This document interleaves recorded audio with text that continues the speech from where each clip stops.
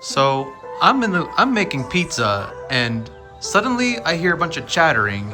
And what are we watching? What are we watching? Because it's cute, but I want to know what it is. Bestie. It is cute. Okay, we'll just call it cute then. So I'm playing with just a regular bike here, but she out here picking unicorns. A unicorn. Pegasus. Pegasus. Pegasus works. Welcome to Pegasus works.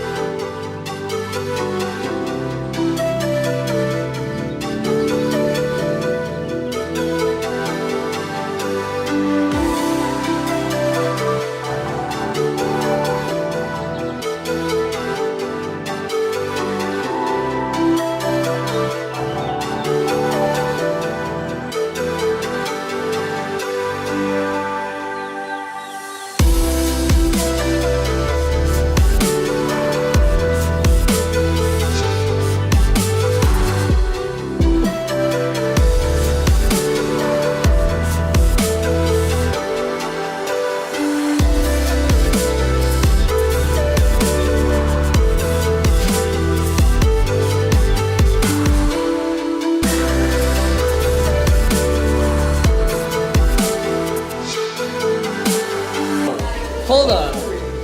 Hold up. Nah, you cooking. That. Oh, this is the front side. I was looking at the back. You mean to tell me this whole time I was looking at the back? Yo.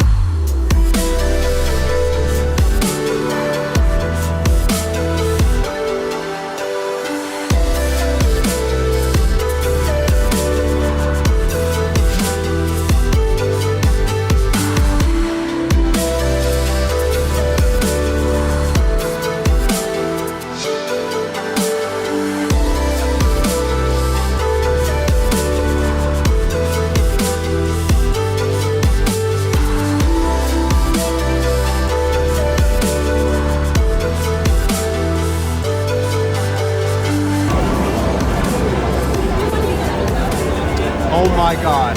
Oh my god, first time, again. First and...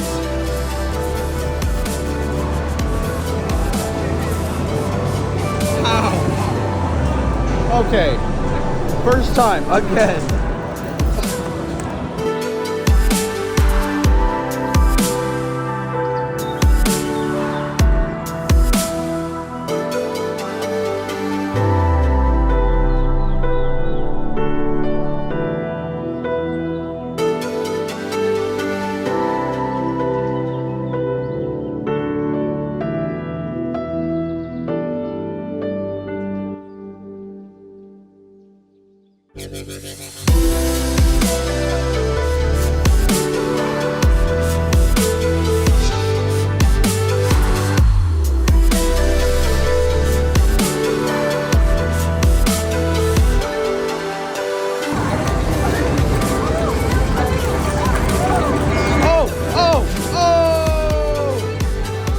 And that's a wrap for Game On Expo 2025. Woo!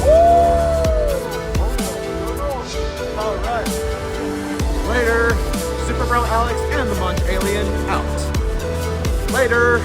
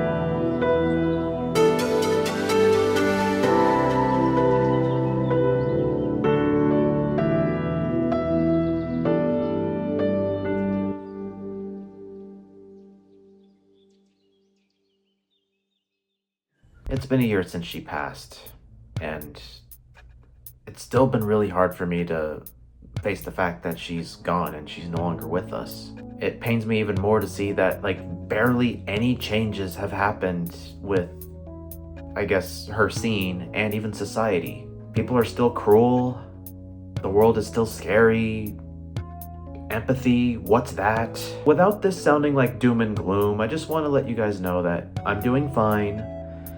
I'm still taking her with me. As a matter of fact, this is her jacket. Her mom let me keep it. Thank you, Marcy. Yeah, I'm still trying to push forward, especially for her sake, because as I said when I found out that she passed and then I posted about it, as I said in my post about her a week after she passed, I was just like, yeah, I think she would want me to continue following my dreams. Just continue being myself. Keep being kind. Keep showing justice. Now, justice and kindness are kind of really hard to put together because, yeah, I have a lot of just in me, but, like, it's really hard to call someone out for their cruelty because she tried to do that. She tried to stand up for mistreatment in her community, but she was ultimately pushed out. The people that cast her out of her own community still refuse to take any accountability. They just go about their lives like nothing happened, either because they're complicit or they're just pulling the whole, well, oh, we just don't want drama. But that doesn't mean you can't at least try, or at least make the effort to care that a lovely soul is gone now. And all that remains, especially on my end, are just the memories. This was someone who was very passionate, who had such a lovely soul. And she just wanted to do what made her happy. And she wanted to live her life, feeling happy. And me just simply being friends with her was what gave her the most joy. She loved to smile, she loved to dance, she loved to express herself. She loved to make art. But unfortunately, she had to constantly carry this burden on her. She had to carry the burden of just society being unkind and often cutthroat and unsympathetic. Not to mention she had a really rocky relationship with her family.